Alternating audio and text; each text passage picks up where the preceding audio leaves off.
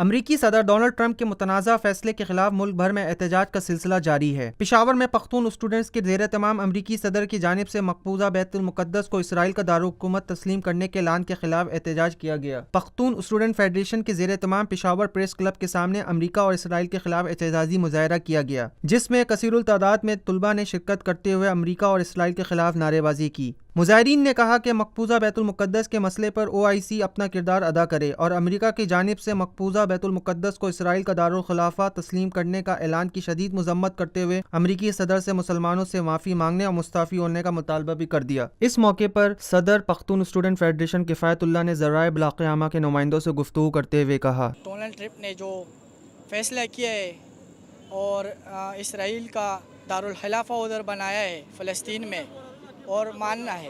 تو ہم اس کے خلاف جو ہے نکلے ہوئے ہیں۔ ہم اپنے حکمرانوں سے، عالمی حکمرانوں سے بھی یہ مطالبہ کرتے ہیں کہ آپ 50 ممالک ہیں مسلم، تو آپ کیوں اکٹھے نہیں ہو رہے؟ ہم سے بڑا دہشت گرد تو کوئی وہ امریکہ ہے، وہ ہم پہ الزام لگا رہے۔ جو جتنے بھی مسلمان ممالک ہیں نا، وہ ذرا بھی کچھ کرے تو اس پہ حملہ ہوتا ہے،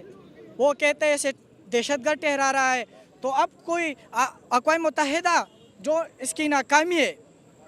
ناکامی میں اس لیے بولتا ہوں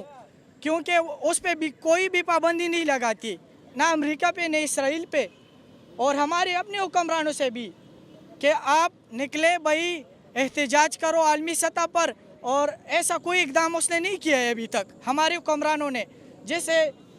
ہمارے مسلمانوں کے دل کو جو صدمہ پہنچا ہے وہ ذرا تسلی ان کو ہو جائے۔ وہ ابھی نہیں نکلے ہوئے، ہمارے حکمران تو جو ہے کرسی کے پیچھے لگے ہوئے۔